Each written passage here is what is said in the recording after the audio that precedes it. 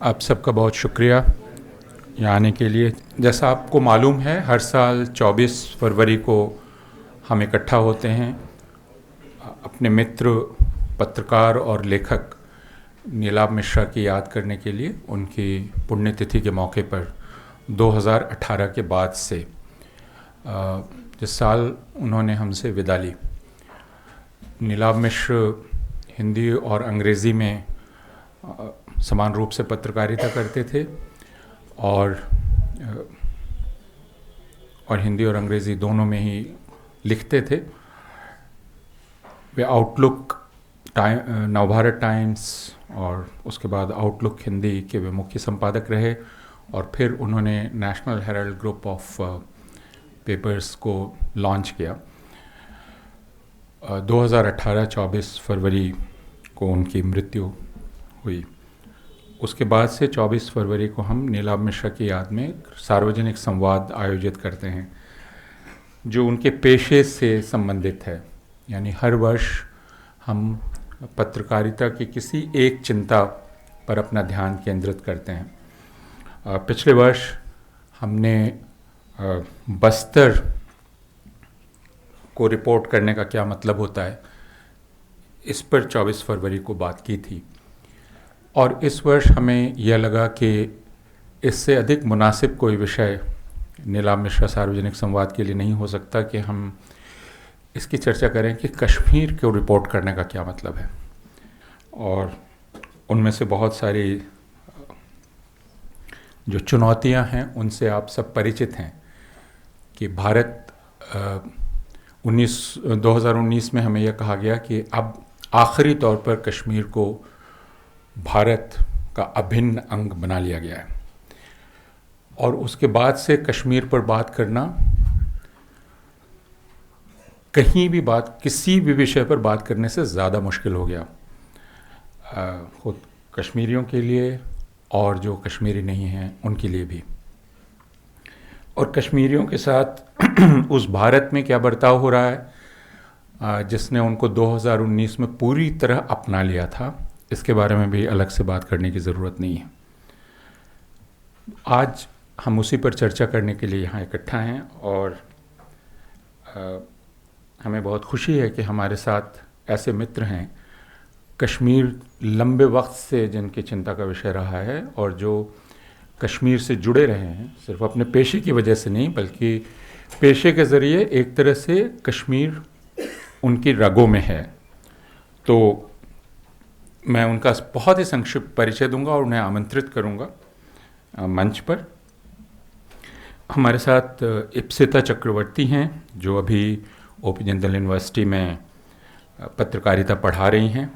उन्होंने times of India, telegraph, Indian express और scroll के साथ पत्रकारिता की है और पिछले वर्ष उनकी एक बहुत ताकतवर किताब आई है दपन, कश्मीर पर जो बाहर है, और मैं सिफारिश करूंगा कि आप ज़रूर यहाँ से निकलते वक्त वह किताब लेकर जाएं, जिससे कश्मीर अपने पूरेपन में आपके सामने आ सकता है और यह भी कि आप कश्मीर के बारे में कैसे बात करें, उसे कैसे समझें, यह दपन पढ़कर हमारी समझ में आता है। हमारे साथ दूसरे मित्र हैं आनंद भक्तो, जिन्होंने फ्रंटलाइन के लिए कश्मीर पर लंबे वक्त तक रिपोर्टिंग की है और अब वे हिंदू और डिप्लोमेट के लिए लिखते हैं और रिपोर्ट करते हैं। हमारे साथ अदनान भट्ट हैं जो Al Jazeera, Karwan, south China morning और दूसरे मीडिया प्लेटफॉर्म्स के लिए रिपोर्ट करते रहे हैं। और हमारे साथ नासिर खुमे हैं जो शोध छात्र हैं जामिया मिलिया इस्लामिया में और छात्र सक्रिय कार्यकर्ता हैं। पत्रकारों के साथ उनका रहना क्यों ज़रूरी है, यह बातचीत से हमें पता चलेगा और इस पूरी बातचीत को संयोजित कर रहे हैं हम सब के परिचित हमारे पुराने मित्र भारत भूषण, जिनका अलग से परिचय देने की आवश्यकता नहीं है, पत्रकार, लेखक और अपने पेशे से बाहर कश्मीर में जनतांत्रिक अधिकारों के लिए जिनकी प्रतिबद्धता उनके लगातार कश्मीर से इंगेजमेंट से जाहिर है। तो अब मैं भारत भूषण जी से आग्रह करता हूं कि वो आगे की कार्रवाई चले। इस वार्तालाप को शुरू करने से पहले मैं हमारे मित्र गौतम नवलखा का विशेष रूप से यहाँ पे स्वागत करता हूँ। जितना काम कश्मीर के लिए या कश्मीरियों के लिए गौतम नवलखा ने किया है, उतना ही शायद किसी और ने किया हो, and he's paid a huge price for it. So welcome, Gautam. It's really good to have you out of jail, on bail, and amongst us. ये डायलॉग जो है बाइलिंगुअल होगा, हिंदी अंग्रेज़ी दोनों में। नीलाभ मिश्रा खुद अंग्रेज़ी और हिंदी दोनों में लिखते थे, पर कुछ लोग हैं जो नहीं बोल पाएंगे हिंदी, तो मैं अंग्रेज़ी में शुरू करता हूँ और फिर हिंदी में भी हम बातचीत आगे जारी रखेंगे। So reporting on Kashmir was never easy. Especially since the beginning of militancy in 89-90. But we will not go into the history of that kind of reportage or reportage in that period. My suggestion would be that we focus on the post-August 2019 phase. Or let's say there were two phases, three, but I would say broadly two. One beginning on 5th of August 2019, when the Modi government unilaterally and suddenly withdrew the special status of Jammu and Kashmir state, bifurcated into two union territories, and took away the special rights and autonomy, even if it was nominal, from the Kashmiri people. And the second phase, let's say broadly, from the time elections took place and a democratic government came.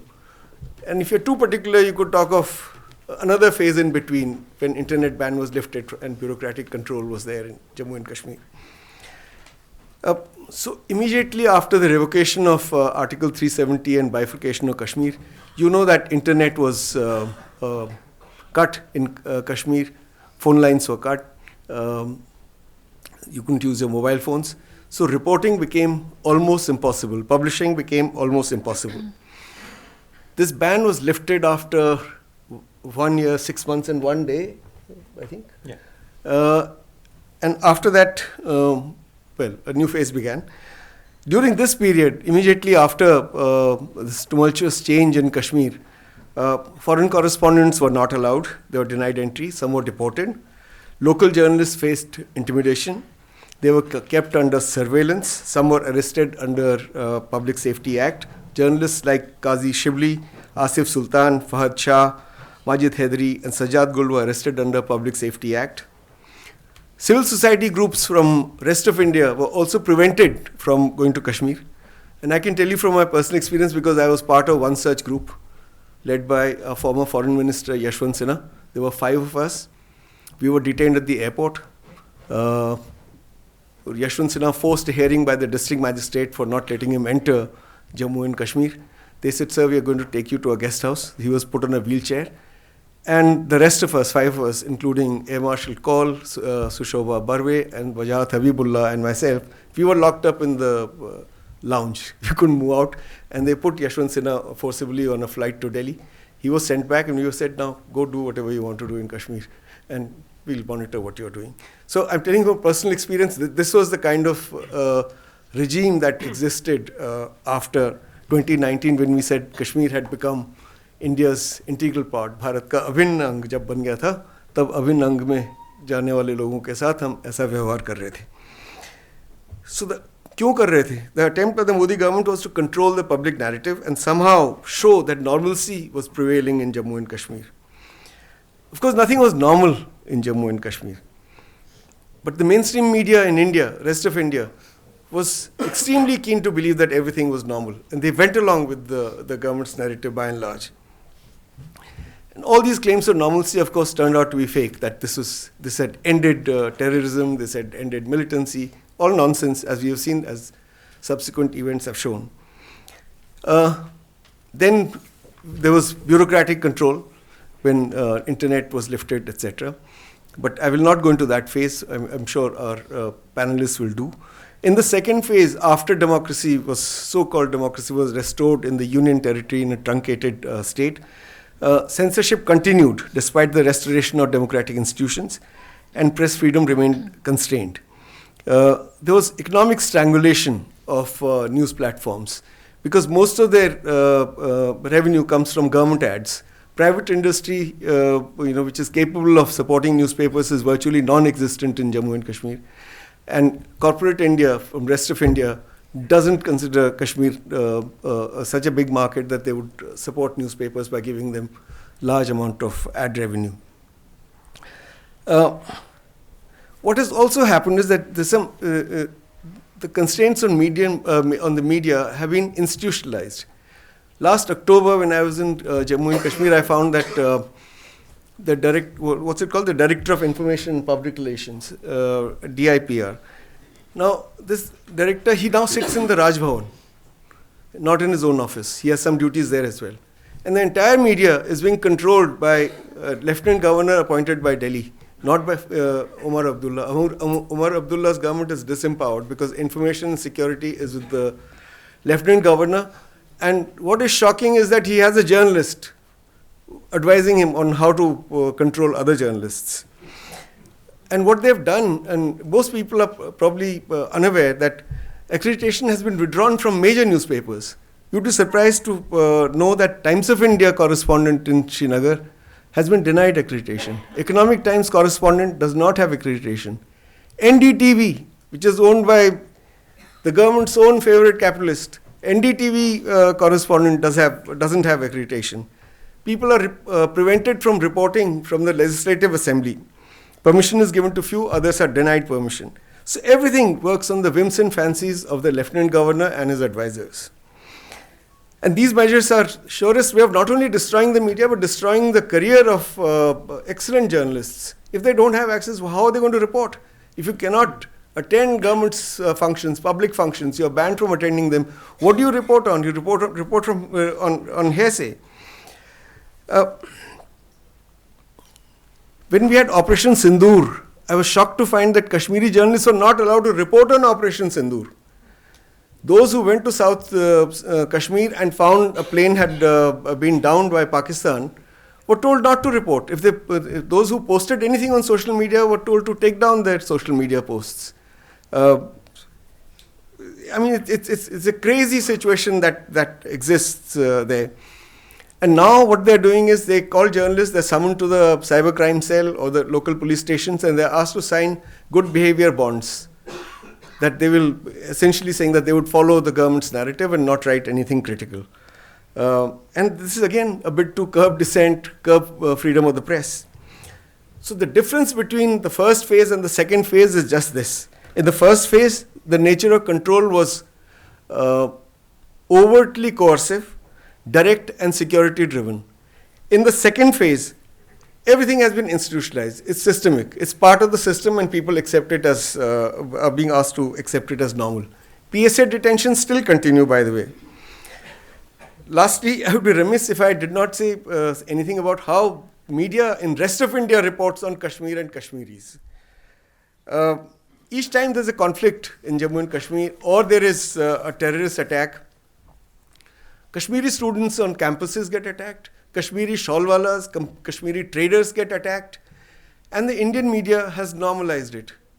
It's considered normal. You'll get a one-para thing, shawlwala attacked in Dehradun, and that's it. Nobody investigates, nobody condemns, nobody says what is the action the government has taken.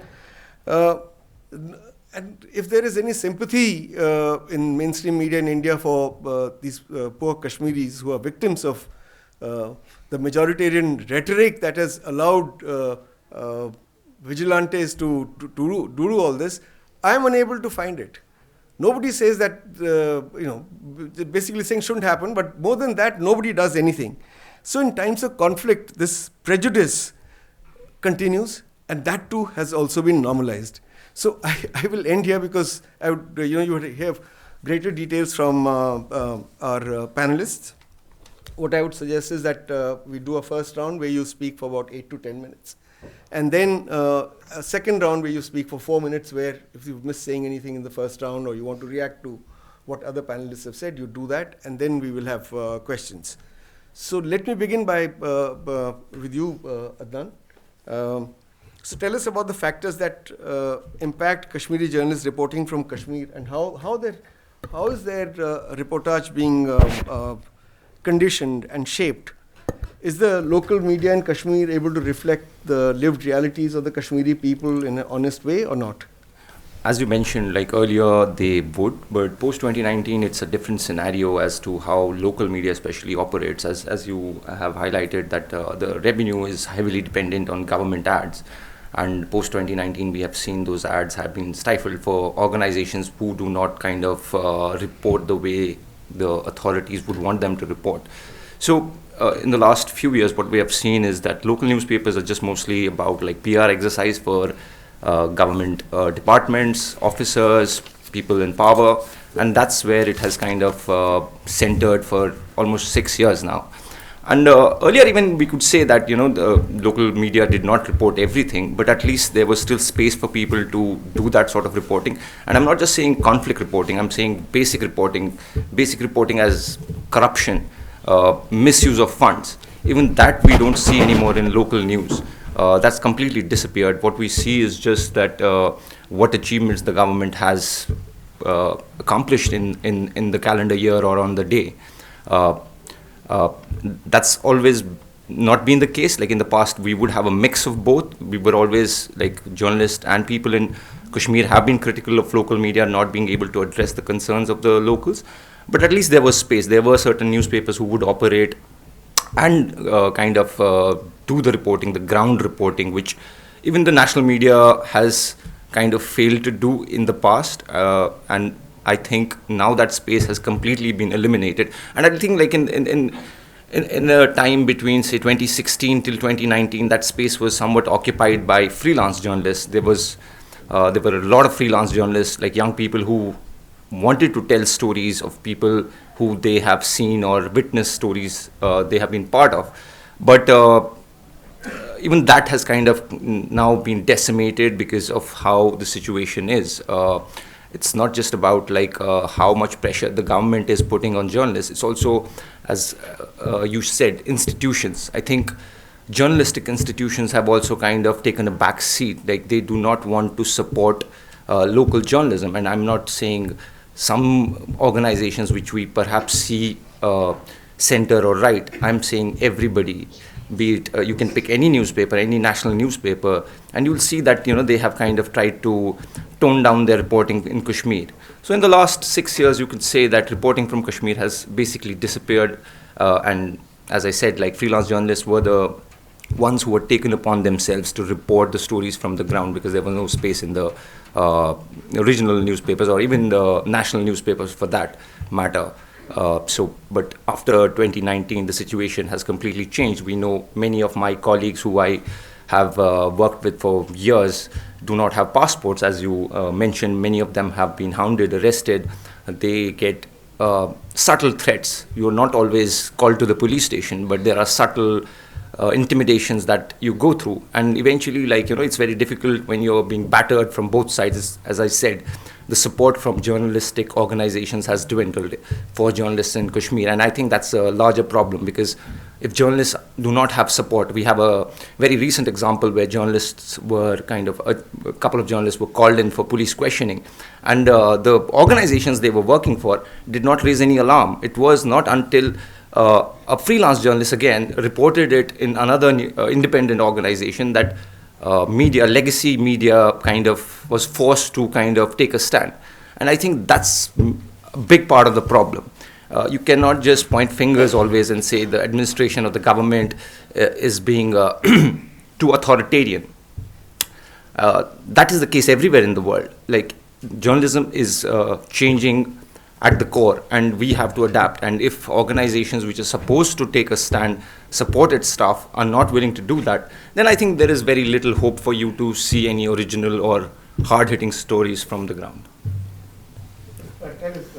Tell us also that is Kashmiri media still trying to be, at least, is it trying to be critical of the Indian state? Is it trying to show a mirror to the Indian state or not? Or has it given up completely, or has it been subsumed or buried under the majoritarian national integration rhetoric that emanates from Delhi and from the BJP? As I said, it's partly been kind of like for regional media, for local media, they have to tread this line, and they have had to tread this line, I think, ever since they've been in existence, because the revenue heavily depends on government ads. So they've always had to balance between doing the ground reporting and kind of appeasing to the people in power. And that's not just with the governor in place. Even when there was civilian governments, they would take a similar kind of stance against any kind of reporting which was not seen particularly to the liking of the dispensation. So that has been happening forever. But now there is complete capitulation. In fact, I'm sure some of you who follow Kashmir would know that some of the newspapers do not even have their own ownership or do not have control over whatever they might do or say. Things are directed from outside, things happen. In fact, again, I would say that's been happening all over India. Even recently we got to know how from the PMO's office, things are directed in newsrooms. So similarly in Kashmir, things are directed from outside. And even if there are journalists, I'm not blaming the local journalists, and you cannot put any blame on them, because they're in a very difficult position. They do not have any editorial rights. They do not have any say in the editorial of the newspaper. But at the same time, they wish to tell the stories. And then they have to deal, again, another problem is how much is a local journalist being paid. They're being paid peanuts, and they've been paid peanuts for decades, and it's not something that people have not known about. So the systematic problems have been there forever, and it's something which has not been looked at. And when I think something which one should realize is then that over the years, I'm sure the state who operates the way it operates must have realized that journalism does not have its course kind of strong enough to kind of take on any kind of pressure. So they must have learned over the years, because there hasn't been any pushback for decades. Journalists have been suffering. We have known how local administration, even local governments, treat local journalists. In fact, I would go on to say that journalists who go from mainland India to Kashmir are treated much better than local journalists. You will hardly see any high-level bureaucrat or politician opening up to local journalists or giving them access.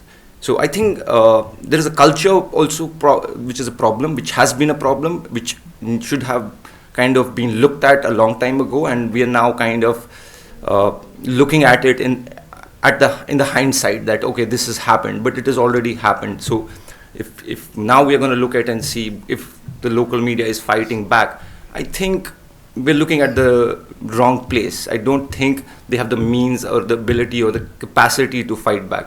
I think, again, the buck has to stop at the national media, how they operate, how they report Kashmir. It cannot be that the regional media is not doing its bit. I think the regional media tried to do its bit, but I think institutions which have more power, more say, need to step up. Thank you, Adnan, and thank you for keeping to time.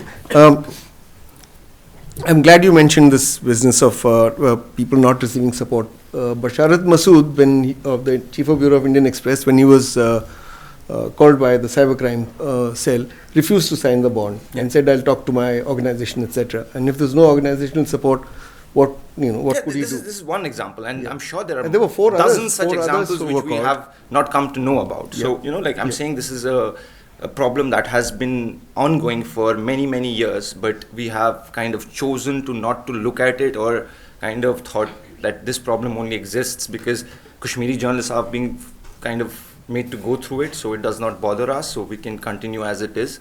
So I think that's the problem. But tell us something about the denial of passports and no-fly lists. I mean, journalists for the first time have been put on no-fly lists.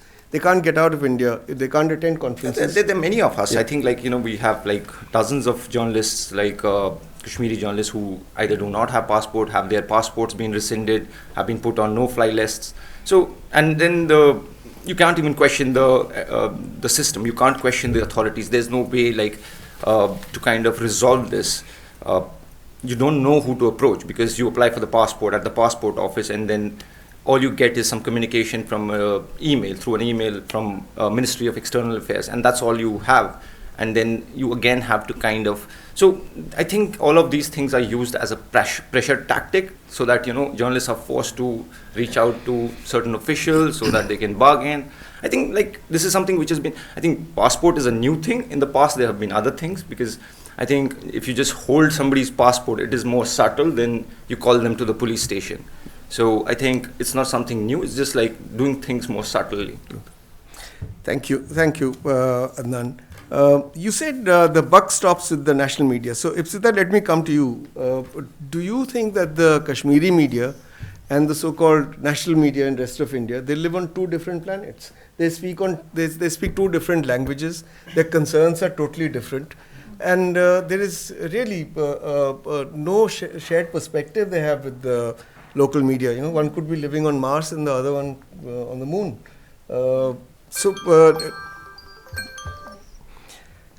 So how have these perceptions diverged so much? And is there a point where they will meet again, you think? Is there a possibility that we may have a shared perspective between journalists in the rest of India with the journalists who are operating on the ground in Kashmir? No, I mean, absolutely. I have occupied this uneasy position of being a journalist from outside reporting on Kashmir. And to answer your question, and what Adnan said, the journalists in the national media often treated much better than Kashmiri journalists. I thought of something that happened in August 2019, after the lockdown, 370 decisions had just happened, and so my colleague Safwat and I, we were trying to get somewhere in downtown Srinagar, and and that area was barricaded, and so we were stopped at the barricades and asked to produce ID, and we were allowed to pass because, well, I was a journalist from Delhi, and I doubt Safwat would have been allowed in on his own, even though he's a Kashmiri who lives there, has lived there all his life. About this diverging views of how the national media and the Kashmiri media, how their concerns and their worldviews. I want to rewind a bit to 2016, which is when I first started traveling to Kashmir. And sort of, it was just before, the first time I went was about a month before Burhan Wani, this very famous Hizbul Mujahideen commander, was killed. And, I was kind of... I was supposed to do a series on sort of this new phase of militancy, but also a range of other stories, something on this very famous bookshop called Gulshan Book, something on how houseboats are named, something on Chinar conservation. I mean, the idea was that you don't just report on Kashmir through the lens of conflict, but try to understand, other aspects of life and culture there.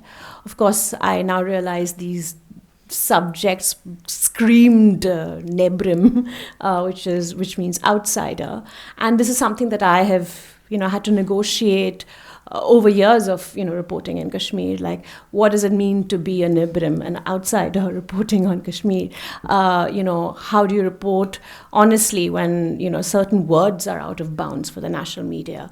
How do you report ethically when you know that you can say some things because you are protected by your by your name and your identity, and some of these stories would be told better by Kashmiri journalists, but they just can't. And then how do you even begin to imagine sort of telling the stories of people? You can't even imagine the experiences they've been through, and also even if you do try to record these experiences, how do you record it in a way that you don't start speaking for Kashmiri? So, these are questions that have come back to me in different ways over a decade. Say in 2016, that summer, Burhan Wani was killed, and the Chinar story and the houseboat story never got filed. My colleague Rayan and I, we were just busy trying to kind of keep up with, the daily death count and pellet injuries and sort of internet shutdowns. This conflict became such a totalizing force at that point that it was, very hard to cover any story outside it. But also, there was this extreme anger when I went back to Kashmir that summer, there was this fury against the national media, because, a lot of news TV channels had been reporting that, Pakistan has been paying young Kashmiris 500 rupees apiece to go and throw stones at security forces. And of course, everyone's a blanket terrorist.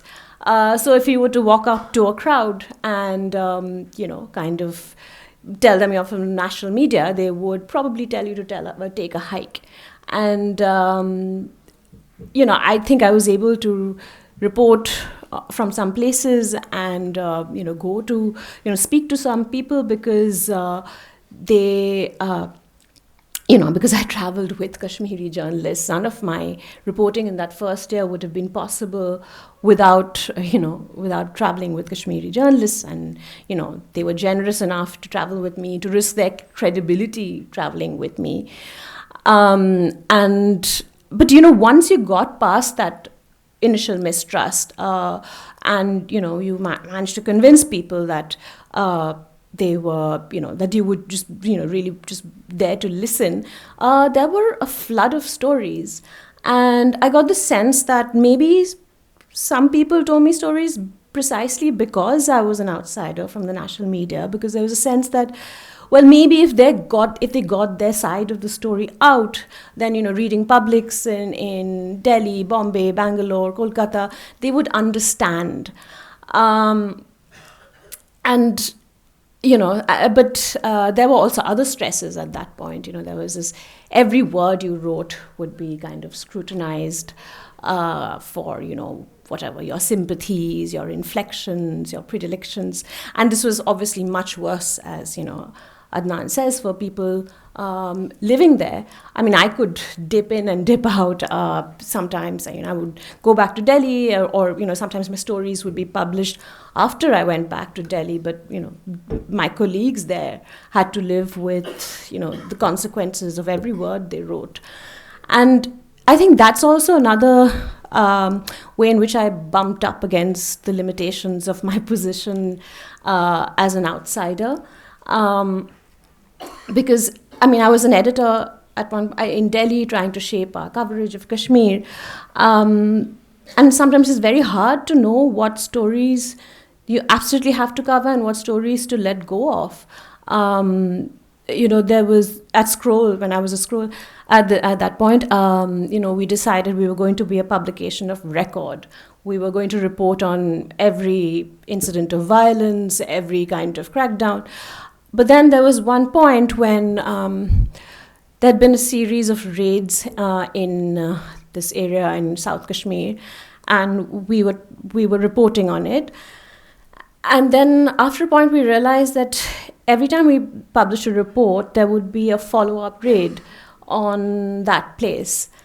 And we decided to stop reporting that story then. Because, we were putting our sources at risk. We were putting, people there at risk. And so then what's the point of reporting? And the other thing was, it's very hard to know, as an editor, like what risks do you ask colleagues to take? You're not there. Is it even fair to ask them to go and report a story beyond a point? Because, the pool of stories that you could kind of report on, kept shrinking from 16, 17, 18, and after 19, it became very clear that it was going to be very hard to talk about Kashmir, journalistically. And, I had been kind of thinking about writing, about Kashmir for a while, in exploring stories and forms of writing that are not purely journalistic, partly because, I had kind of reached the limits of what I could say journalistically, maybe, but also because I was angry. I was angry about what was happening, and I was angry that we couldn't report on so much of it. And but the thing is, after 2019, things had changed completely. 2016, people would tell you stories in the hope that it would bridge the gulf between two publics. But after 2019, that hope died, between the Kashmiri public and the Indian mainstream public. But that hope died. It was like, why should we talk to you? And there was a different charge to being, Nibrim, outsider. And a lot of people ask me, why should I be telling their stories, which I think is a valid question. And to me, it is to sort of an act of reaching out, trying to record these stories and listen to them. But, there is always I can never inhabit the experiences of the people I speak to. And so there's always a sense of reaching out for something that will always be out of reach. And I think there's necessarily a tension in my work because of this, and unease. And I think maybe us writers in Delhi or, outside Kashmir, writing on Kashmir, need to sit with this unease. We need to be uncomfortable. I think we need to hold on to this discomfort because, it will kind of keep us asking questions and not accept things as they are. Good evening. First of all, I think I have a different view regarding this whole sense of antagonism between national media persons and local media persons, because I think that there is enough room for convergence of our journalism. And I would really like to, for me, the only division is between honest media persons and dishonest media persons. And also, it is a matter of fact that most of these national publications, I do not have much idea about TV, but national publications, newspapers and magazines, most of their correspondents are Kashmiri local journalists. And I was perhaps one of those very, very few exception who was holding a Kashmir portfolio for a national publication. I was frontline special correspondent from 2018 to 2024. And as Ipshita briefly mentioned, I like to uphold that point of view that whatever body of work I have produced, I do not imagine producing that without the support of my local colleagues there, who had taken time out to travel with me to different villages. And sometimes they have taken leave from work to travel with me, and because I wouldn't understand the language say deep inside South Kashmir when I'm interviewing villagers.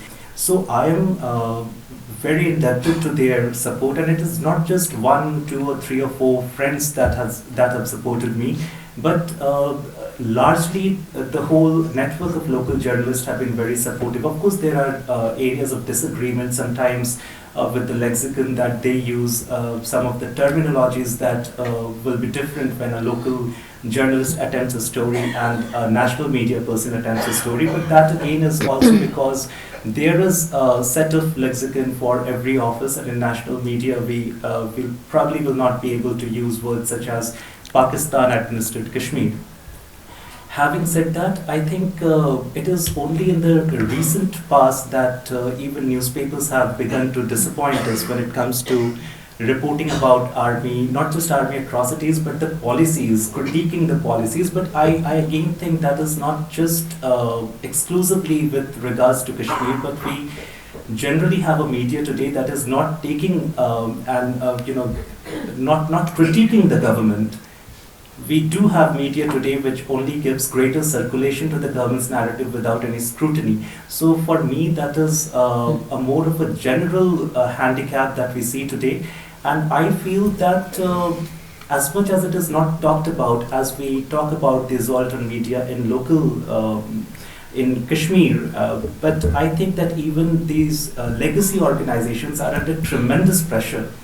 All of us know that in 2019, when the special status was withheld in Kashmir, that was also a time when most of these newspapers were stripped of their advertisement, and there was a major termination of employees, and even a group as prestigious and generous as the Hindu had to terminate their employees because the government had made this situation financially untenable. But having said that, I wanted to slightly digress from this whole assault on media and the work that media may or may not be doing, but look at the human impact when you restrict press freedom. Because when you limit, when you create this atmosphere of restriction, you are not only limiting a reporter's ability to offer you thought-provoking accounts from the ground, but you're also limiting his own understanding.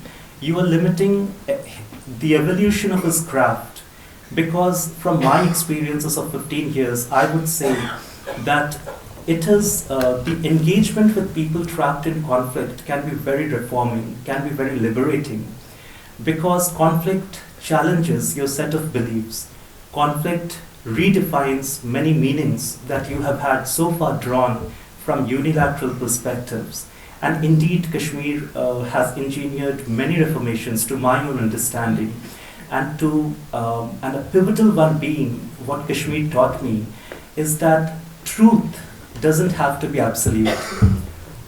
Truth can vary as you move from one protagonist to the other, and not because one or the other of them are manipulating, but because they are consuming and comprehending the meanings of their existence in very different environments.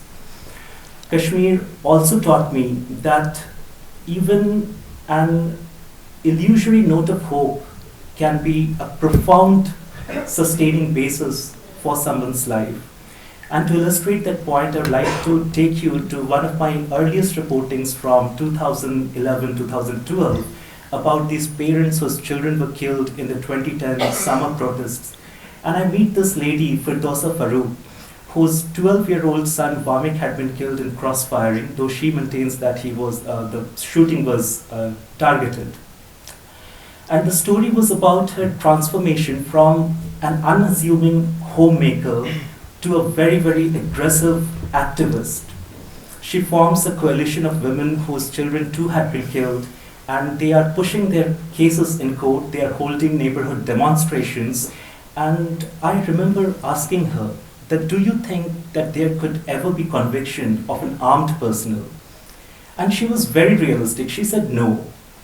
And then she explains to me that she still, nevertheless, strives for justice, because even this false, fleeting, illusory hope that one day justice could be delivered gives her endurance. And in the present context, with even that space for resistance taken away, I do wonder how the likes of Mrs. Firdausa Farooq are coping with this collective annihilation of hope. And again, when it comes to field reporting, like the question was that why we are not able to cover things in its entirety, even the human rights excesses.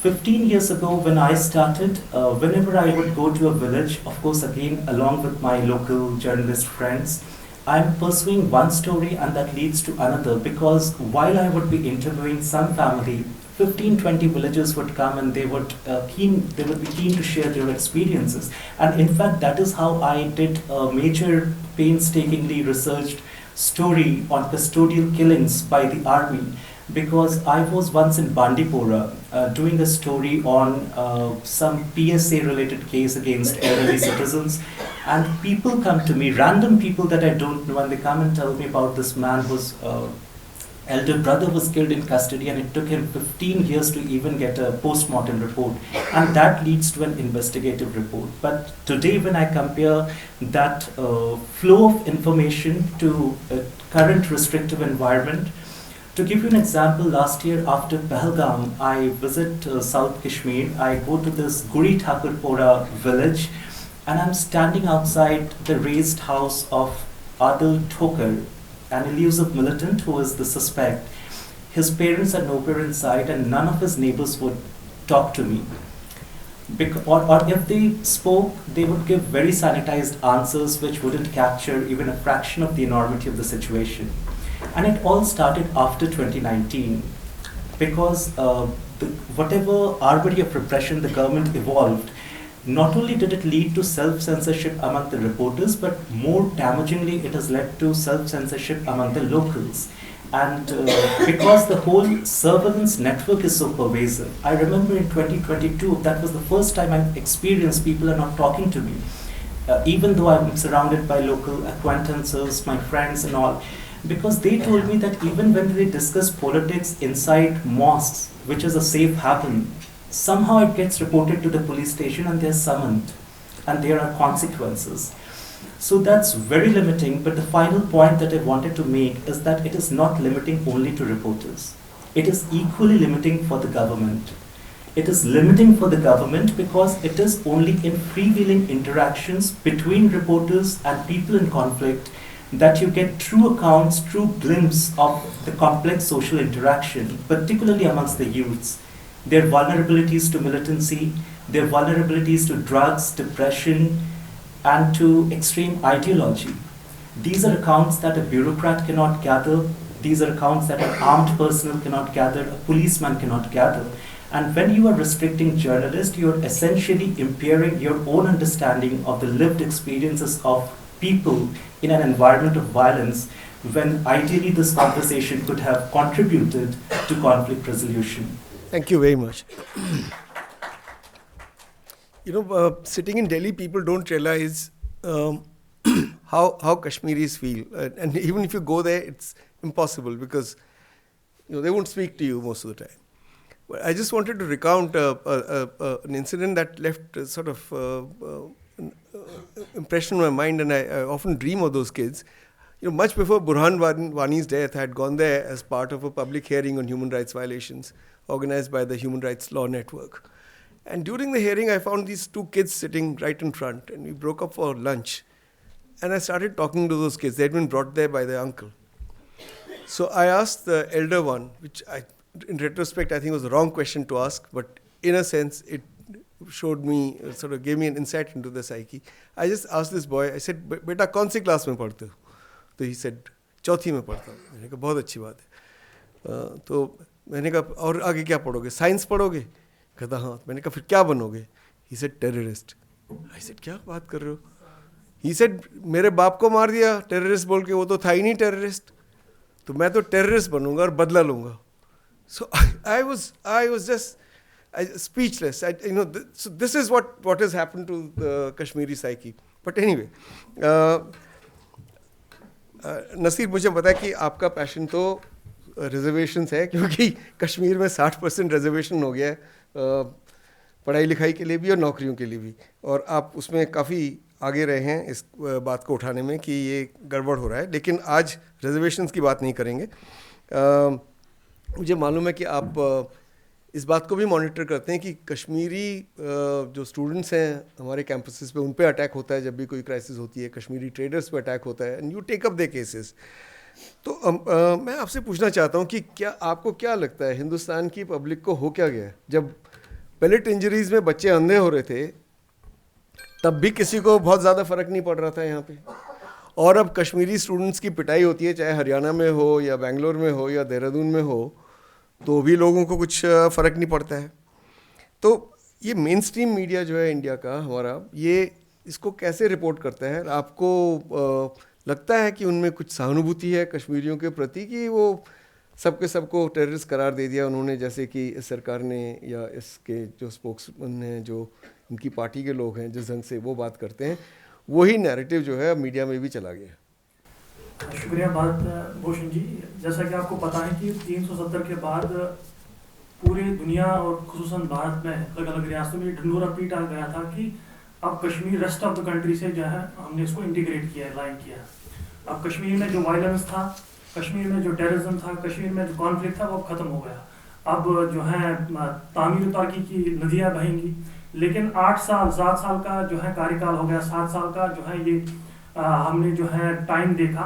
7 साल में कश्मीर कितना बदला है, मुझे लगता है कि मुझे उस पर डिटेल में जाने की बात, मैं उस पर तो नहीं जाऊंगा.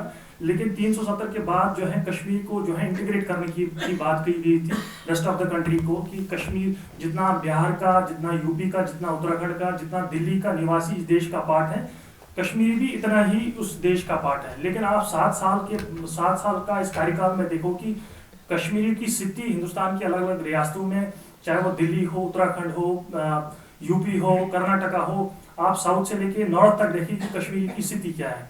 हम 10 साल से 11 साल से जो काम कर रहे हैं, उसमें हमने 11 साल से, जब से यह सरकार आई है, 11 साल में से हमने करीबन 400 से 450 ऐसे केसेस हैं जो कि हमने डॉक्यूमेंट की है, जो हेट क्राइम्स के केसेस हैं, जिसमें कश्मीरी पहले तो स्टूडेंट पे हुआ करता था, कि उसको जो है कॉलेज में तंग तलब किया जाता था, उसको इंटिमिडेट किया जाता था, उसको असॉल्ट किया जाता था।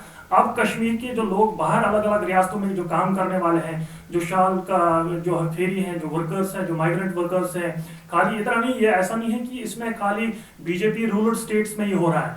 आप देखें कि नॉर्थ इंडिया की जो स्टेट्स हैं हिंदी हर्टलैंड, इसमें हिमाचल प्रदेश पर्टिकुलरली हम जिसकी हम बात करें, वहाँ कांग्रेस रूलर सरकार है। कांग्रेस रूलर सरकार में भी पिछले साल 30 से 32 इंसिडेंट्स ऐसे हो गए, और सरकार, राज्य सरकार, कांग्रेस सरकार जो वहाँ है वो टस से मस नहीं हो रही है। हम आए दिन आए रोज जो है एलिगेशन लगाते हैं इस सरकार पे कि इन्होंने जी जो है कश्मीर को तंग तलब किया, लेकिन ये जो किस्से हो रहे हैं ये खाली बीजेपी रूरल स्टेट्स में नहीं है, बल्कि जो बाकी जो नॉन एनडीए स्टेट्स हैं, जिसमें कांग्रेस है, जिसमें कर्नाटक में है, जिसमें तमिलनाडु में, वहां पे भी कश्मीरी स्टूडेंट्स को, शॉल सेलर को तंग तलबी का जो है सामना करना पड़ रहा है। गुज़श्ता 11 सालों से 400 से 450 के केसेस आसपास हुए। आप देखिए कि आए रोज हमारे स्टूडेंट्स को जो है मतलब इस देश का नागरिक होने पे जो है उनकी नेशनलिटी चेक की जाती है। आप आए रोज देखते हैं कि उनको किस तरह जो है हॉस्टल्स में, उनको किस तरह रेंटेड अकोमोडेशन में किस तरह जो है घुस के जो है मारा जाता है। आप पहलगाम अटैक की बात करें, उसके बाद जिस तरह से कश्मीरियों ने रिस्पॉन्स किया, एक तो हमने वायलेंस को कंडम किया, हम घरों से निकल गए, कोई सद्भावना का कोई प्रोजेक्ट नहीं चला गया था, सरकार ने कोई पैसा नहीं दिया था उस प्रोजेक्ट के लिए, लेकिन सारे लोग आए, उन्होंने अपनी विचारधाराएं साइड में रखी, उन्होंने अपने पॉलिटिकल डिफरेंसेस साइड में रखे, उन्होंने सारे जो उनके मतभेद थे वो साइड में रखे और सड़कों पे आ गए, और हमने प्रोटेस्ट किया। बदले में क्या मिला? बदले में हमें ये मिला कि हमारे स्टूडेंट्स को हिंदुस्तान के अलग अलग रियासतों में तंग तलबी, मारपीट, आप उत्तर प्रदेश से लेके आप मसूरी, उत्तराखंड, देहरादून, नैनीताल, हिमाचल प्रदेश, हरियाणा, पंजाब, कोई एक ऐसी रियासत नहीं थी जिसमें हमारे स्टूडेंट्स को तंग तलबी, मारपीट, फोर्स किया गया कि आप जय श्री राम के नारे बोलो, फोर्स किया गया कि आप भारत माता की जय बोलो। हम उस देश में रह रहे हैं जो गांधी का देश है, जो अंबेडकर का देश है। हम उस देश में रह रहे हैं कि हम हमेशा जो है, जब हमारे प्रधानमंत्री बाहर जाते हैं तो डंडोरा पीते हैं कि हम जो है गांधीवादी एक हमारा मुल्क है, हमारे वहाँ डेमोक्रेटिक नॉर्म्स है, हमारे वहाँ कॉन्स्टिट्यूशनल ट्रेडिशंस है, हमारे वहाँ सेक्युलर एथोस है। लेकिन जब हम अपनी कंट्री में आते हैं, हम कहते हैं कश्मीर इस देश का पार्ट है, लेकिन जब कश्मीरी की बात आती है, हमें रिफ्यूजीज के तौर पर हमारे स्टूडेंट्स को ट्रीट किया जाता है। हमारे जो है शॉल सेलर्स, हमारे माइग्रेंट वर्कर्स को जो है थर्ड क्लास सिटीजन के तौर पर ट्रीट किया जाता है। उनको रहने, जब कश्मीर की बात आती है, हम हिंदुस्तान की इस सरकार है, कोई भी सरकार, पर्टिकुलरली ये सरकार, जैसे हमने जो है 10-11 साल में देखा, उनने ये सरकार वैसी सरकार है जो कश्मीर को as a piece of land की तरह देखते हैं। उन्होंने कभी कश्मीरी की बात नहीं की, खाली कश्मीर की जमीन की बात की, कश्मीरी के जो बाकी एंगल हैं उसकी कभी बात नहीं की। और जब हम मेनलैंड इंडिया में कश्मीर की बात करते हैं तो हमेशा कश्मीर को जो है सिक्योरिटी प्रिज्म से देखा जाता है। हमेशा जो है कश्मीर, जब हम किसी व्यक्ति से बात या डिस्कस करते हैं तो हमें वो डिस्कशन जो है टेररिज्म, सेशनिज्म, वायलेंस, कॉन्फ्लिक्ट, इन्हीं चीजों से शुरू होता है। तो कश्मीर इन चीजों से बियॉन्ड में भी है। कभी जो है कश्मीर को ह्यूमैनिटेरियन एंगल से देखा नहीं गया, कभी कश्मीर की बात नहीं की गई। और इसमें जो है मुझे लगता है कि हिंदुस्तान की सिविल सोसाइटी की जिस तरह से जो साइलेंस रहा है वो बड़ा ही दुर्भाग्यपूर्ण है। हालांकि जब पहलगाम के बाद हिस्टोरिकल चीजें हुई कि जामे मस्जिद श्रीनगर में 2 मिनट का पिन साइलेंस मोड रखा गया, बदले में उसके बावजूद भी हमारे स्टूडेंट्स को तंग तलबी, हिरासमेंट, इंटिमिडेशन, हॉस्टलों से, आप रेंटेड अकोमोडेशन से, या अलग अलग रियासतों में आप देखिए, जिसमें जो है हम एक्सपेक्ट करते थे कि देश की जो विपक्षी पार्टी हैं, देश के जो कंसर्न सिटीजन ग्रुप हैं, देश की जो कश्मीर पे जो एंगेज करते हैं अपने आप को, या जो कश्मीर विजिट करते हैं, उन्होंने इन चीजों को कभी कंडम करने की बात नहीं की। उन्होंने इस चीज पे जिस तरीके से हमने वायलेंस को कंडम किया, जिस तरीके से हमने बताया कि हमारे मजहब में, हमारे रिलीजन में जो है इस तरह की चीजें नहीं होती हैं, लेकिन जब भी कश्मीर में कोई इवेंट होता है, पॉलिटिकल इवेंट, आप चाहे जो है इंस्टेबिलिटी की बात करें, उसका डायरेक्ट और इनडायरेक्ट असर हमारे स्टूडेंट्स, हमारे माइग्रेंट वर्कर्स पे असर पड़ता है, जो कि हिंदुस्तान की अलग अलग रियासतों में पढ़ते हैं। हमारे हिंदुस्तान की अलग अलग रियासतों में 1.5 लाख के आसपास स्टूडेंट पढ़ते हैं। 1 लाख से ज्यादा वो शॉल सेलर हैं जो कि अलग अलग रियासतों में जो है शॉल फेरी का काम पिछले 30-40 सालों से काम कर रहे हैं। हमारे यहाँ कभी जब फॉरेन डिग्निटरी आता है, हमारे यहाँ कोई हेड ऑफ द स्टेट आता है, एम्बेसडर आता है, हम हमेशा डंडोरा हमारी सरकार पीटती है कि हमने जी फलानी जो है एम्बेसडर को शॉल गिफ्ट किया है, हमने जी फलानी जो है, ये हमारा कल्चर है, ये हमारा ट्रेडिशन है। लेकिन जो इस शॉल को प्रमोट करने वाले लोग हैं, जो कश्मीरी शॉल सेलर 30 सालों से 40 सालों से अलग अलग रियासतों में काम कर रहे हैं, जो एक एम्बेसडर की तरह काम कर रहे हैं, बदकिस्मती से उनको वैसा रिस्पेक्ट नहीं मिलता है, उनको वो सेंस ऑफ बिलोंगिंग नहीं मिलती है, उनको इस तरह से ट्रीट किया जाता है जैसे वो इस देश का पार्ट नहीं है। अब कश्मीर भी इस देश का उतना ही पार्ट है जितना बिहार इस देश का पार्ट है। जितना बिहार के व्यक्ति को इस देश में रहने का हक है, उतना ही कश्मीर को भी इस देश रहने का हक है। लेकिन बदकिस्मती से यह कहना पड़ता है कि देश, आप पिछले 4-5 साल के पॉलिटिकल इवेंट्स की बात करें, आप पहलगाम की बात करें, आप पुलवामा अटैक की बात करें, आप दिल्ली ब्लास्ट के बाद की बात करें, तो कश्मीर का हमारा जिस एरिया में मैं रहता हूँ, हालांकि मुस्लिम मेजॉरिटी एरिया है, जामिया मिल्लिया इस्लामिया, वहां हमें इस अटैक के बाद जो है सस्पिशन की नजर से देखा जाता है।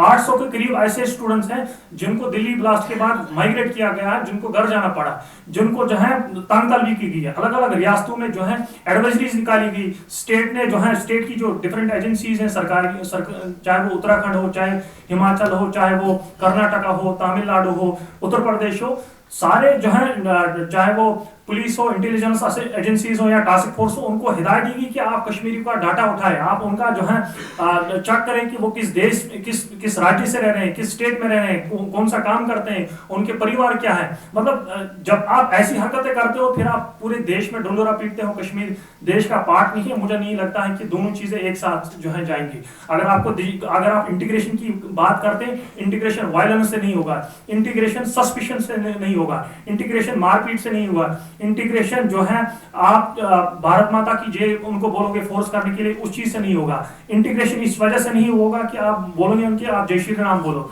तो अगर आपको जेन्युइन इंटीग्रेशन करनी है, आप कश्मीरी को कश्मीरी की तरह ट्रीट करो, आप उनको शक की नजर से ना देखो, आप उनको जो है एम्पैथी सिंपैथी दिखाओ और उनको उनके साथ ऐसा बिहेव करो जैसे वो इस देश का पार्ट है। लेकिन बदकिस्मती से जो 10 साल का ये जो सिस्टम रहा है, आप उत्तराखंड की बात करें, उत्तराखंड में आज से 6 साल पहले जो है कश्मीरी स्टूडेंट्स का जो स्ट्रेंथ था वो 7,000 के आसपास है। जो गुज़श्ता 6-7 सालों में हमने जो हेट का नॉर्मलाइजेशन देखा, जो कम्युनल इंटिमिडेशन देखी, जो तंग तलबी, जो हिंदू राइट विंग ग्रुप्स जिसमें पर्टिकुलरली बजरंग दल, आरएसएस और वीएचपी के जो ये ऑफशूट्स हैं, जिस तरीके से उन्होंने कश्मीरी शॉल सेलर को मसूरी से लेके नैनीताल तक, नैनीताल से लेके आप उधम सिंह नगर से लेके आप विकास नगर तक की बात करें, कश्मीरी स्टूडेंट अब इस राज्य में जाना नहीं चाहता है। 67% डाउनफॉल हो गया है हमारे स्टूडेंट्स की स्ट्रेंथ का। जो एक वक्त ऐसा होता था कि कश्मीरी स्टूडेंट्स अपने आप को सेफ फील करते थे उत्तराखंड राज्य में, बिकॉज कैलेमिटी कंडीशन वैसी थी, लोग भी वैसे थे। लेकिन गुज़श्ता 10 साल या पर्टिकुलरली जब से ये रिजीम आया है, पुलवामा अटैक के बाद ऐसा एक माहौल इस स्टेट में क्रिएट किया गया है, कश्मीर को जो है मजहब की रंग से, उनको लैंग्वेज के बैरियर के आधार पर डिस्क्रिमिनेट किया जाता है, उनको आइडेंटिटी के आधार पर डिस्क्रिमिनेट किया जाता है और ऐसा बिहेव किया जाता है जैसे हम इस देश का पार्ट ही नहीं है। तो ये तो सब ठीक है, लेकिन मेरे को मालूम है कि आपके मीडिया में भी बड़े अच्छे ताल्लुकात हैं लोगों के साथ। तो जब इन बातों को लेकर आप मीडिया में जाते हैं तो आपको उनका एटीट्यूड कैसा लगता है? क्या वो आपकी बात सुनते हैं? क्या इसके बारे में लिखते हैं? क्या ये पूछते हैं कि क्या करना चाहिए कि ये एटीट्यूड चेंज हो जाए ताकि कश्मीरी स्टूडेंट्स पे, माइग्रेंट वर्कर्स पे अटैक ना हो?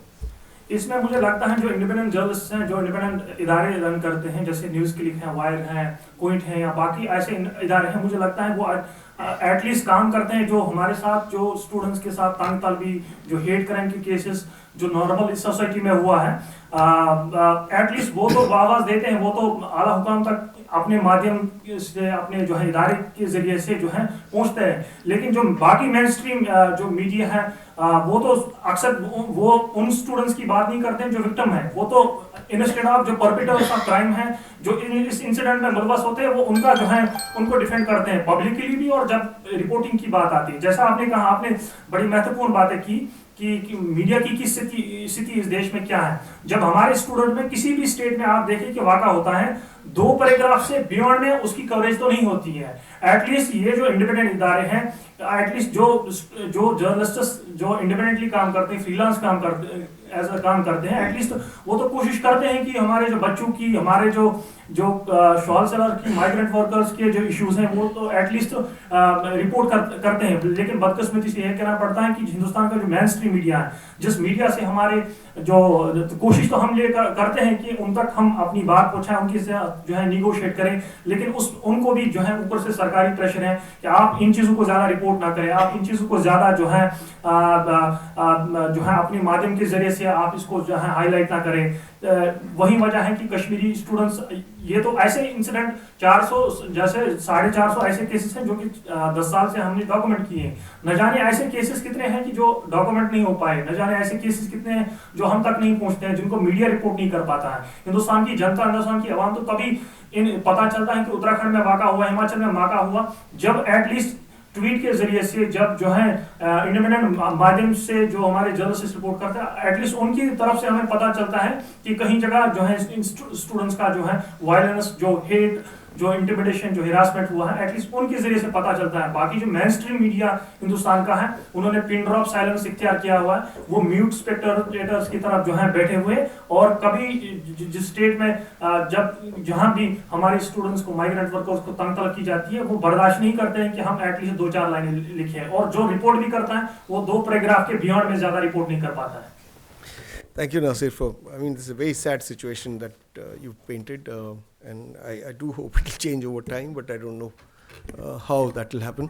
Let's quickly go into the second round, and let's take only about 3 minutes, please, because then we'll have some questions. Do you want to start?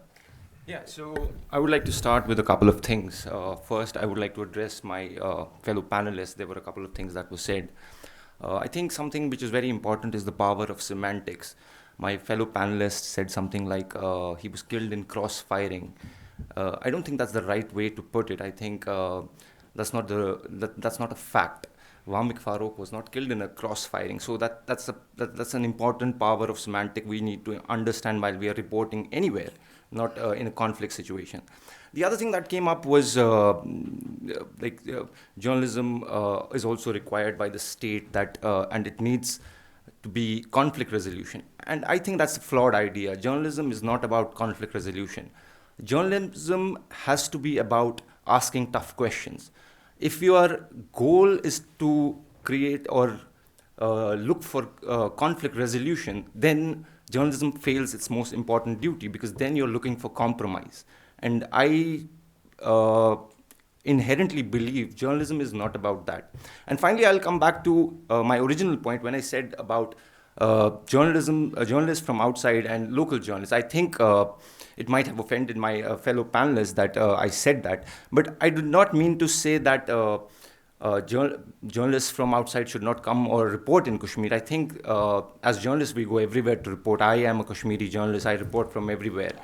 But I think the point that I tried to make was that it is important to have those voices which are local. I'll give an example. Back in the 90s when I was growing up, Yusuf Jamil was the name or the face of the BBC. And he has done exceptional reporting while he was there. And I think those times were much harder than what we are currently in. But still, because he had that kind of a relationship with his audience, because they knew it is somebody who is going to tell them the right news. So it was much harder to kind of push him down for the authorities, for the government.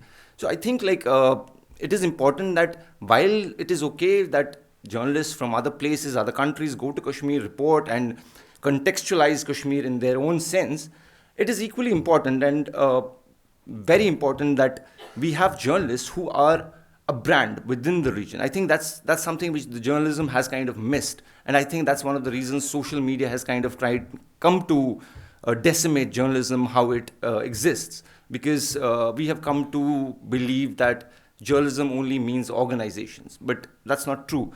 Journalistic organizations are made up of reporters, and until those reporters are kind of showcased, backed up, and have the means to reach out to their audience, I don't think organizations will be able to survive, because primarily the news that is the main kind of a commodity for a newspaper comes through a journalist, and he needs to be the face of the newspaper, and for that they need the support. Of course, there are local Kashmiri journalists reporting for Times of India, other places, but as I said, it comes back to how much support are they getting from their institutions. Thank you. Yeah, I agree with you that first of all, about the question of Kashmiri journalists reporting.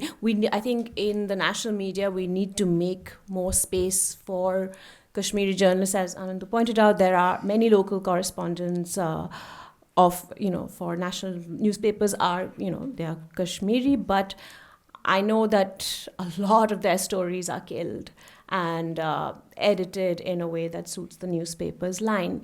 But also, I think we also need to have more and more Kashmiri journalists reporting on, and I think in the national media, a lot of the time the problem is that it's kind of this gaze, people from outside go and then they kind of put Kashmir in a petri dish and observe it.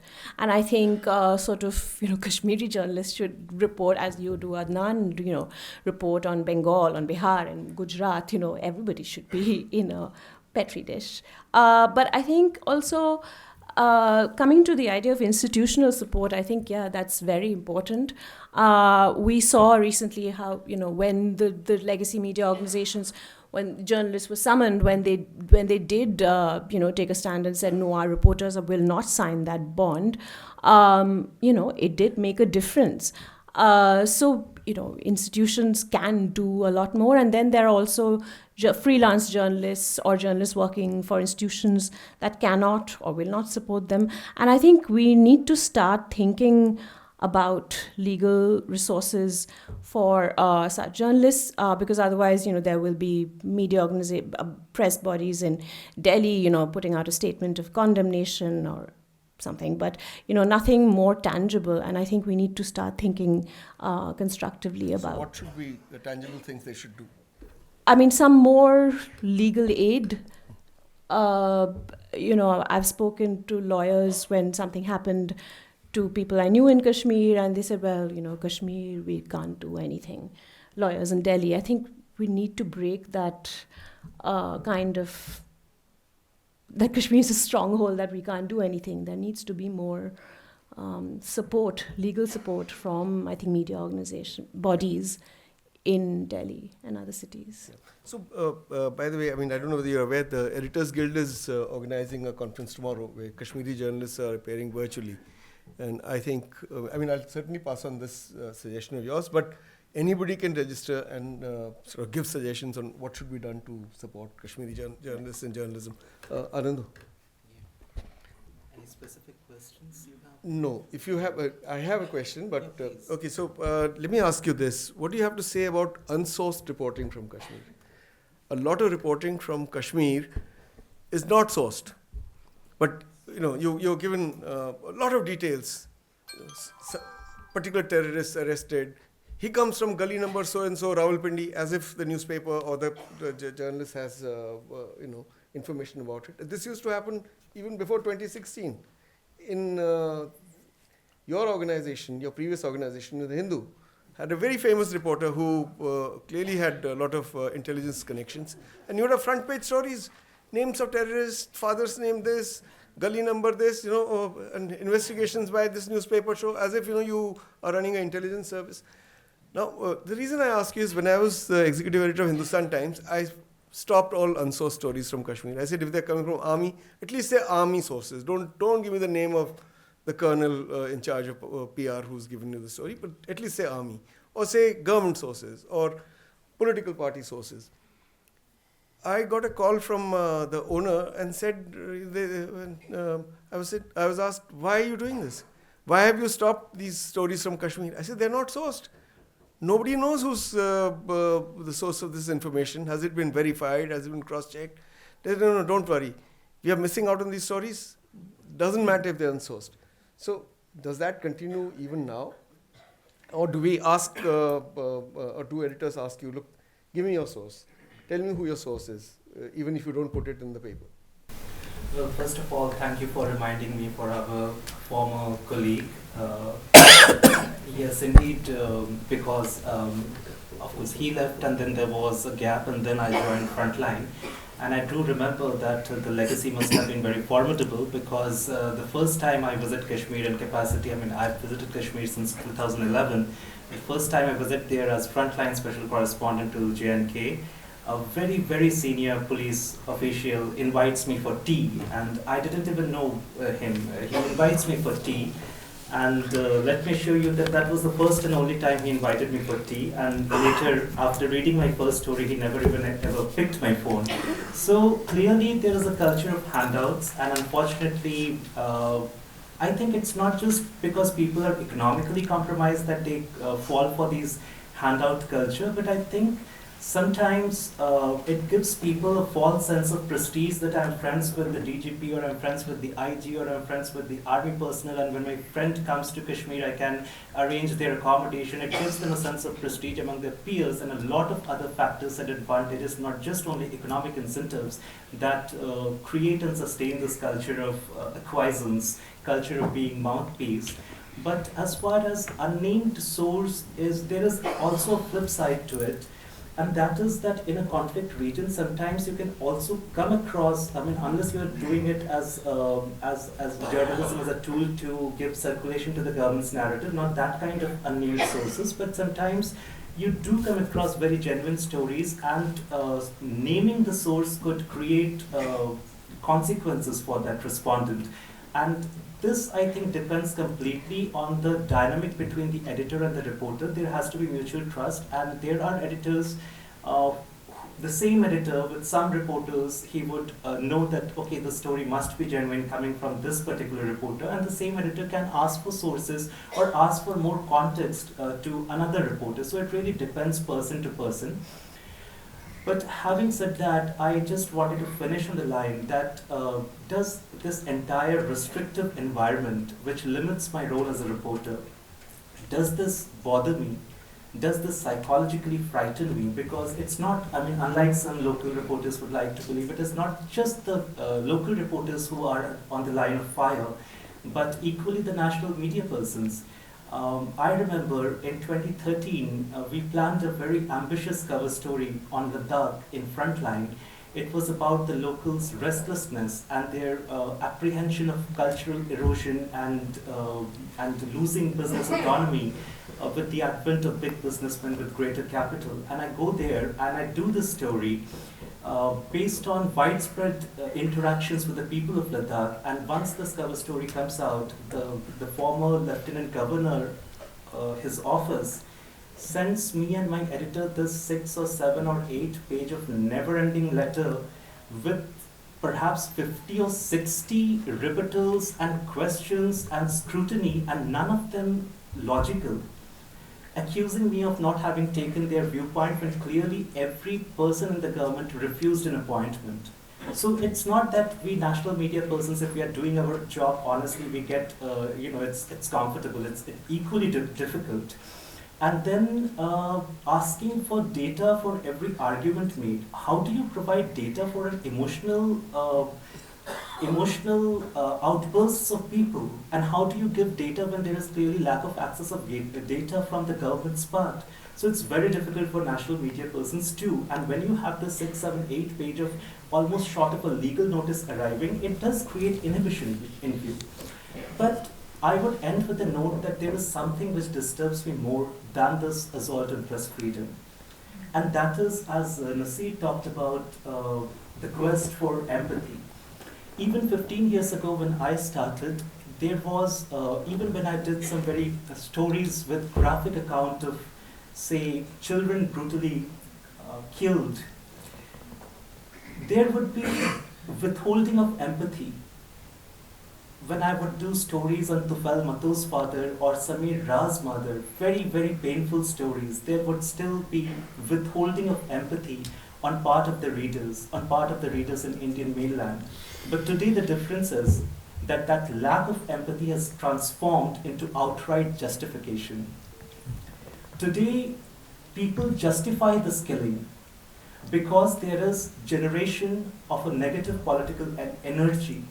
There is creation of deep-rooted sentiment, political philosophy that this is a population that we can control, and use of coercion to extract their acquiescence, to create conformity, whether by denying statehood, whether by denying a state human rights commission, or whether by inflicting physical harm to a Kashmiri trader in Uttarakhand, all are justifiable in the popular imagination.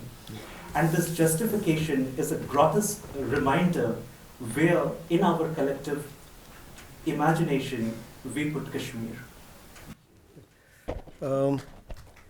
Nasir, आपने सुना आनंदो ने क्या कहा, तो क्या आपको लगता है कि आज जो है भारतीयों के दिल में कश्मीरियों के लिए कोई दर्द नहीं है? इतना छोटा हो गया हमारा दिल कि बच्चे अंधे हो जाते हैं पैलेट से, हम कुछ नहीं कहते, कहते हैं ठीक क्यों आए थे सड़क पे, कहते क्यों पत्थर मारा था, यहाँ पे पिटाई हो जाती है कश्मीरियों की, हम लोग कुछ नहीं कहते। तो ये सब क्यों हो रहा है? क्या हमारे दिल इतने छोटे हो गए? और दूसरा कि इसमें मीडिया का क्या रोल हो सकता है? क्या हम इसको सुधार नहीं सकते? कि आपको लगता है कि अब स्थिति ऐसी होगी कि कभी सुधरेगी ही नहीं? मुझे लगता है कि इसमें मीडिया एक वाइटल रोल प्ले करता है, और जो कि हम आए रोज देखते हैं, जो डिह्यूमनाइजेशन का एक प्रोसेस हिंदुस्तान की अलग अलग रियासतों में चल रहा है। मुझे लगता है इसमें मीडिया का एक वाइटल रोल है, हिंदुस्तान के मीडिया का, मेन स्ट्रीम मीडिया का, खुसूसन नेशनल मीडिया का, जो शाम के टाइम पे कश्मीर के नाम पे प्राइम टाइम डिबेट्स चलाते हैं, जो शाम के टाइम पे जो है कश्मीरीज को गाली गलौज करते हैं, जो शाम के टाइम पे ऐसा कश्मीरीज को जो है पोर्ट्रेट करते हैं जैसे वही पहलगाम अटैक के लिए कसूरवार है, जैसा वही जो है दिल्ली ब्लास्ट के लिए कसूरवार है, जैसा वही पुलवामा अटैक के लिए कसूरवार है। तो बदकिस्मती से यह कहना पड़ता है कि जैसे मैंने कहा कि डिह्यूमनाइजेशन का प्रोसेस, इसमें कोई रोकथाम नहीं हो रही है। रिसेंटली जो उत्तराखंड में वाक़ा हुआ, उत्तराखंड के विकासनगर में 16 साल बच्चा था, 16 साल बच्चे को इतना मारा पीटा गया था कि उसके सर में 16 स्टिचेस आ गई।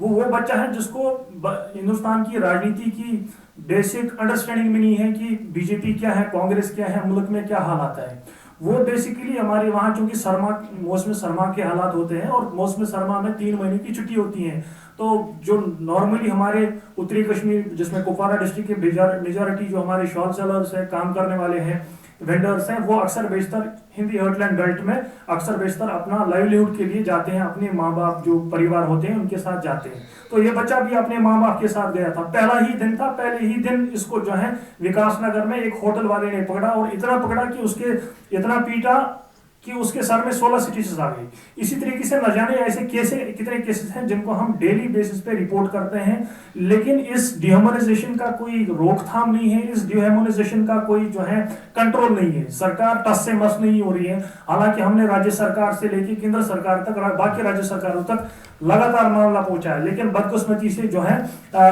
सरकार टस से मस नहीं हो रही है। नंबर 1। नंबर 2 बात कि हिंदुस्तान की अलग अलग रियासतों में जब भी हमारे यहाँ क्रिकेट मैच होता है भारत और पाकिस्तान के बीच, तो हमेशा जो है बच्चों के लिए एडवाइजरी जारी करनी पड़ती है। इतना हॉस्टाइल माहौल हिंदुस्तान की अलग अलग रियासतों में बनाया गया है। कविता जी, इनको पता है कि लास्ट टाइम जब भारत और पाकिस्तान का मैच था, कर्नाटका में एक शहर है, जब भाजपा सरकार थी, हुबली शहर में बाबर आजम जो पाकिस्तानी क्रिकेटर हैं उनके मुतालिक सिंपल सा प्रेज करने के लिए उनको 1.5 साल की जेल हो गई। इसी तरीके से आप आगरा में देखें, आगरा में सिंपल सा एक ट्वीट करने के लिए उनको 1 साल 2 महीना जेल खाना पड़ा। तो इसको सुधारे कैसे, तो ये बताइए ना। कोशिश तो हम कर रहे हैं कि सारे अक्रॉस पार्टी लाइन्स लोग जो है इस पर बात करें। हिंदुस्तान की सिविल सोसाइटी, जिस तरह जामे मस्जिद में मीर वाइज साहब ने जो है जो 2 मिनट का मौन रखा कि उन परिवारों के साथ ताजियत किया जिन परिवारों के परिजन जिसका कोई माँ बाप बहन गुजर गया था, लेकिन ये तो फिर इसका तो रिस्पांस मेल इंडिया से आना चाहिए ना।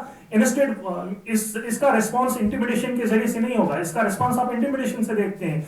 अब यहाँ दिल्ली में ब्लास्ट हुआ, अब किसी डॉक्टर ने एक गलती की, आप सारा दोष डॉक्टर्स कमेटी पे लगा रहे। तो ऐसा भी नहीं है ना कि हाथ में 5 उंगलियां, 5 उंगलियों का तो साइज बराबर नहीं है। हर कोई कश्मीरी तो आतंकवादी नहीं है, हर कोई कश्मीरी तो वायलेंस पे तो बिलीव नहीं करता, हर कोई कश्मीरी तो कॉन्फ्लिक्ट पे ऐसी चीजें तो नहीं करता। अच्छे लोग भी हैं जो है, जिन्होंने कंट्रीब्यूट भी किया है। आप तो डंडोरा पीटते हैं कश्मीर के नाम पे, फिर आप मेनलैंड इंडिया में जब कश्मीरी जाता है पढ़ाई के लिए, जो अपनी एस्पिरेशंस के साथ जाता है, जिसके माँ बाप ने उसको ट्रस्ट कॉन्फिडेंस के लिए जो है एक आश की कि कल को ये बुढ़ापे में मुझे जो है मेरी परवरिश करेगा, मुझे जो है सहारा बन जाएगा। लेकिन इंस्टेड ऐसे बच्चे 30 से 35 ऐसे केसेस हैं जिनके परिवारों ने PM SSS स्कॉलरशिप, जिनके परिवारों ने, किसी ने अपना गोल्ड भेजा, किसी ने अपनी जमीन भेजी, कि किसी ने अपने गाय भेजी और वो जाके अपने बच्चों को हिंदुस्तान की अलग अलग रियासतों में पढ़ाई के लिए उनको भेजते हैं। तो फिर जब ऐसी हरकतें करते हैं कि आप सिंपल सा आप क्रिटिसिज्म भी बर्दाश्त नहीं करते हैं, आप सिंपल सा डिसेंट भी बर्दाश्त नहीं करते हैं, उस पर आप एफआईआर लगाते हैं, आप उस पर जो है यूएपीए लगाते हैं, आप उस पर नासा लगाते हैं, तो ऐसे तो काम नहीं चलेगा ना। जब आप कश्मीर की बात करते हैं, कश्मीर को जब आप इंटीग्रेट करने की बात करते हैं, तो इंटीग्रेशन इन चीजों से नहीं होगा कि आप उसको जो है सिंपल सा कमेंट पे उसको पीए से लगाओगे। ठीक है, thank you. So we've heard all the panelists. I don't think I can summarize all that they've said. I have some questions, but I'm not going to monopolize, your time. So we'll throw the session open to questions now. Please identify yourself and ask questions. Please don't give long commentaries. No editorials here. I know there are some journalists here. So just a clear question, and please identify to which panelists are you addressing your question to. Thank you. My question is to Adnan. Sorry. Huh? Yeah. But before I ask my question, I just want to mention that in 1990, when we were reporting, this was also, we encountered hostility, ambivalence, the whole insider-outsider never leaves you. And I've continued to write on Kashmir, whether it's for newspapers or for journals. I still meet the outsider-insider tension and dilemma. But my question to you is just two parts. One is, you mentioned Yusuf Jamil and you mentioned the BBC. Is there now no appetite in the foreign media to report on Kashmir? Because quite a lot of this reportage was not available in the local, in the national news media, but it was available, the information was available to us through the foreign media. Is the foreign media no longer reporting on Kashmir? And the other is, has the absence of Kashmir Times made any impact? The new model that the Kashmir Times, the new online model that the Kashmir Times has evolved into, is it looked at by journalists? Does it provide an alternative source of information? You answer this question. Is any appetite in foreign media for... So again, foreign media again is mostly being... people who write for foreign media are freelance journalists, and the moment they are under duress, it's much more harder for them to report for foreign media, where again the support is very limited. The organization is not based in India, they're based outside, so they cannot help you. So the reporting that you mentioned or saw in the foreign media was local journalists putting themselves on the line to do that. And I don't think that that's feasible for too much longer, because they also have to kind of protect themselves. And the second part of your question was if the Kashmir Times is something, a model that is being looked at. Going digital has been something which has been kind of tried and tested in the past. Young Kashmiri journalists have tried to open their own organization. There was Kashmir Dispatch, the Kashmir Wala existed. There were a few others which came into existence. But then again, the problem that journalism everywhere faces in Kashmir is the revenue. Where do you get the revenue to keep it running? So I think that's something we will have to look at, how Kashmir Times kind of takes it forward, and maybe we can learn from that. Yeah, my name is Amitabh Pandey. I'm a science communicator and educator, and theatre activist, and so many things. So the Kashmir is nationalized now. There are many Kashmirs in the country. And the national media, look towards the national media reports, and it is authentic, it is reflected everywhere. Is it possibility to dismantle this national media? And there's so many, say YouTube, and so many people are doing fantastic work. Why don't that make it national? Thank you. I agree that there's immense talent pool all out there, and we have some fantastic body of work on YouTube, on podcasts. But I think why shouldn't the effort be to reform something than eliminate something? Because when today we live in an environment of press restriction, the government doesn't make any difference between whether it is local outlet or South Indian outlet or South Asian outlet or North Indian outlet. Whoever is hostile to the government, whoever is not willing to do the government's job, is being targeted. So national media is also facing the same restrictions that other local outlets are facing, but of course it's the way they have given up journalism, a lot of the TV channels, and become mouthpieces is very shameful. But still, my point of view, the effort should be to reform rather than eliminate. I mean, I will just say very old fogey things like, I think however much, the national media needs to do better, there are certain things like, editorial rigor and, fact checking, these things we still, I think legacy institutions still offer some of that. And I don't think you see that in YouTube or other social media sources of news yet. Maybe it'll evolve, but I don't think we're close to. I think we still very much need a national media. मैं निशा सिद्धू हूँ, national federation of Indian women की general secretary हूँ, राजस्थान से belong करती हूँ। Covid के दौरान हम लोगों ने जो शमशान है, कब्रिस्तान है, वहाँ पे आइडेंटिफाई किया कि कश्मीरी जो वर्कर है वो वहाँ पे आके लकड़ी काटने का काम कर रहा है, डरा हुआ, निकाला, वापस भेजा, अलग बात है। पिछले 2 साल से NFIW लगातार कश्मीर के अंदर आना जाना है, शोपियान से लेके पुलवामा, पहलगाम, एवरीथिंग वेयर हमारा यूनिट है। वहाँ मीटिंग करने के लिए भी हम लोगों को गांवों के बीच के अंदर से जाना पड़ता कि वहाँ पुलिस को पता नहीं लग जाए कि हम मीटिंग कर रहे हैं। वहाँ 370 के बाद हमारा फर्स्ट डेलीगेशन था जिसमें आनी राजा और ये सब लोग गए थे।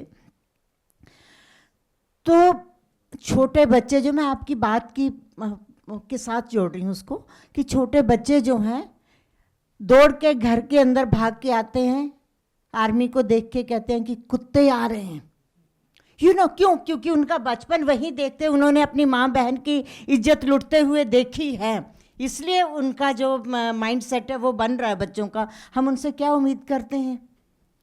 ये छोटे छोटे काम और रोज़गार की बात जो नासिर कर रहे हैं, नासिर 30 साल से नहीं, मैं 62 साल की हो गई हूँ और मेरा गांव पाकिस्तान बॉर्डर के साथ लगता हुआ गंगानगर ज़िले में है, और मेरे गांव तक आपके कश्मीर के लोग शाल और वो सूट लेके बेचने के लिए आते थे, मेरे बचपन में मैंने देखा है। तो इसलिए वो रोज़गार धंधा सब चौपट हुआ। इसके अलावा 2 GST ऑफिसर श्रीनगर में, उन्होंने जब हम चाय पे बुलाया था तो हम बातचीत कर रहे थे, क्या कहा उन्होंने कहा कि आप ना हमें पाकिस्तान बनाइए ना हिंदुस्तान बनाइए, हमें सिर्फ कश्मीर और हमारी कश्मीरियत को ज़िंदा रहने दीजिए। तो नेशनल मीडिया है क्या कहीं दिख रहा है? हम निराश हैं नेशनल मीडिया से, इसीलिए वो गोदी मीडिया, मोदी मीडिया, फलाना मीडिया वो बन जाता है या ज़बरदस्ती बना दिया जाता है, जो भी है, लेकिन उससे हम बहुत तरह की उम्मीदें नहीं रखते। हाँ, कुछ लोग जिंदा हैं जो बोलते हैं, बोल रहे हैं।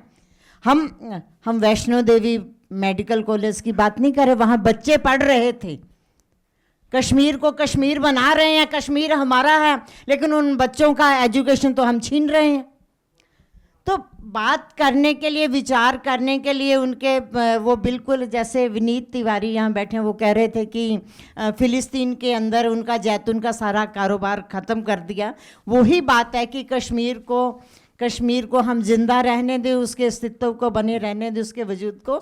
मैं इतना ही कहना चाहती हूँ। और सॉरी, मेरा नाम विनीत तिवारी है और मेरा परिचय फ़िलहाल इतना ही है कि मैं फ़िलिस्तीन से लौट के आया हूँ कुछ समय पहले, तो और मैं लेखक कवि वगैरह करता रहता हूँ। मेरा सवाल ये है कि ये नोमेनक्लेचर जो मैंने फ़िलिस्तीन या और मौक़ों पर भी मौजूद देखा कि ये हमने इंटरनेशनल मीडिया मतलब वेस्टर्न मीडिया हो गया, ये दिल्ली चेन्नई मीडिया या मतलब इस तरह का मीडिया नेशनल मीडिया हो गया।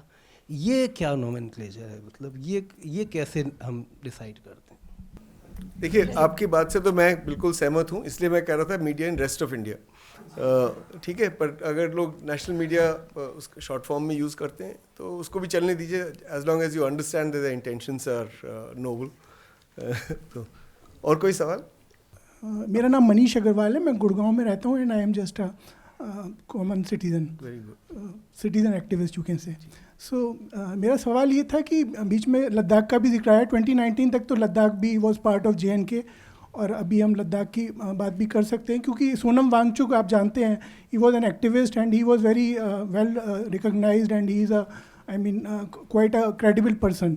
तो अभी जो है he was asking for some rights of the Ladakhi people and he has been sent to jail in Jodhpur.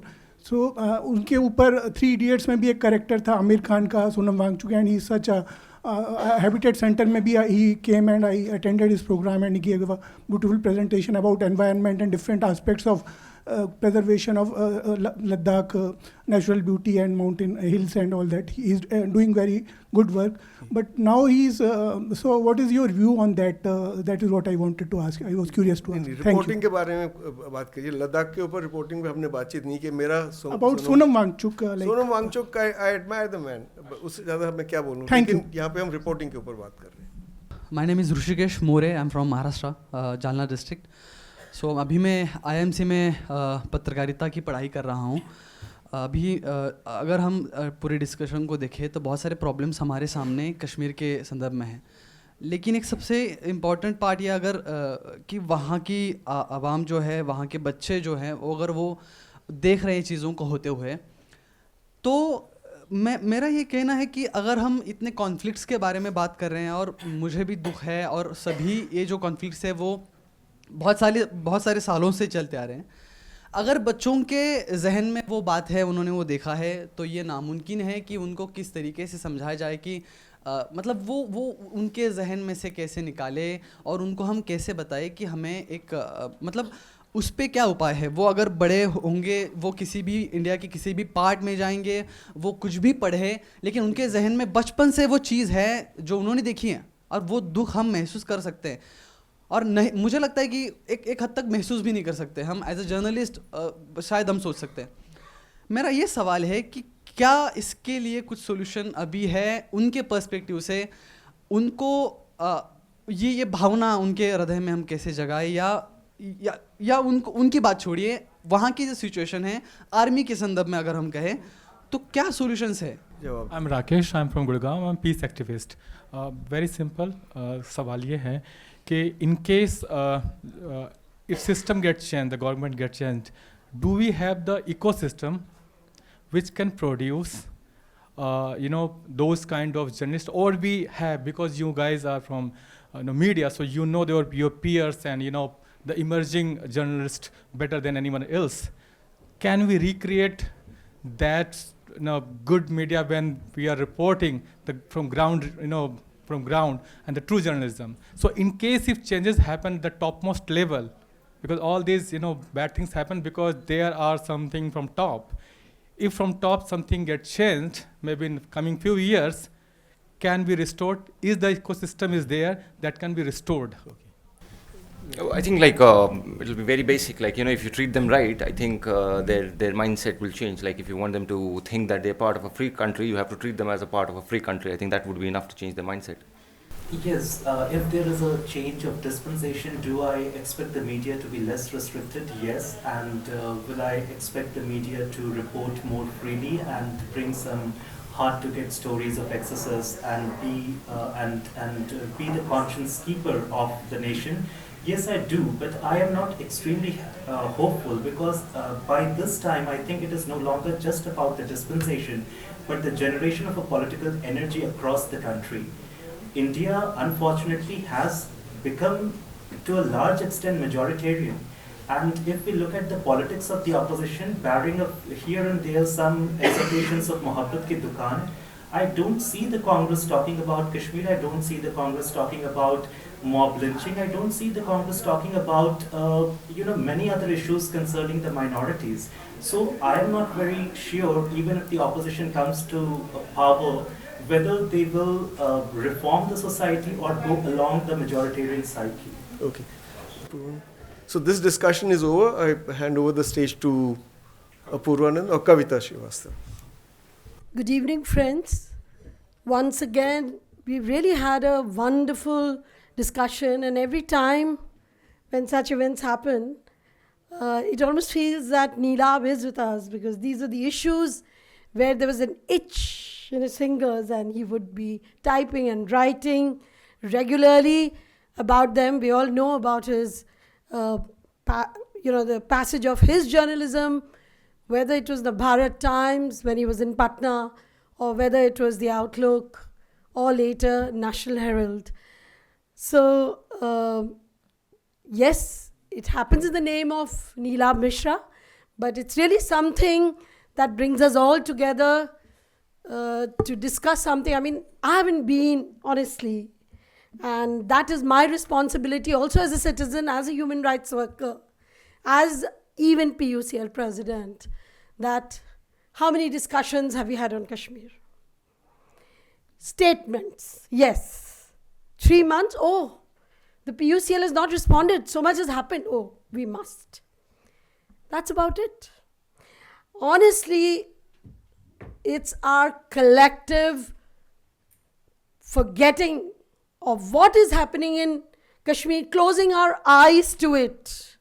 So while we have to make every government accountable, there will be no justice if there is no accountability. There has to be accountability about Kashmir, and every government has to be made accountable. But every journalist has to be doing journalism. Every media house cannot be called media house. Let's call it propaganda house. Let's not call it, if they are not, holding the government on the mat regarding Kashmir. And I think there are noises about other violations. It's not enough, but there are noises. But there is a silence about Kashmir. And really, I'm so glad we've done it. I mean, as I said, I'm attending a discussion after quite long. We do individually read, understand. So, thank you so much, friends, for bringing in this debate once again amongst us.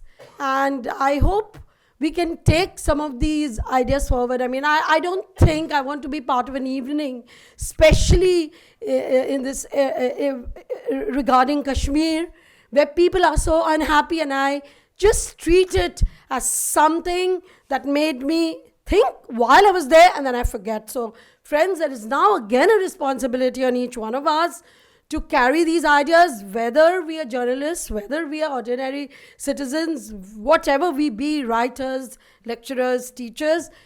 Thanking all of you personally on behalf of Neelabh Mishra's friends who are here and family members. His brother has come from Patna, brother's wife, his other brother from Delhi, and they're all here. We are very glad that we always assemble, and of course his dear friends are here. So thank you so much, Nan and Ipsita. And of course, Bharatji, you are very much part of our Neelabh Mishra Friends and Family Circuit. And Arando Bhakto, Nasir, as always. So thank you so much, each one of you. And thank you, Apurvanand.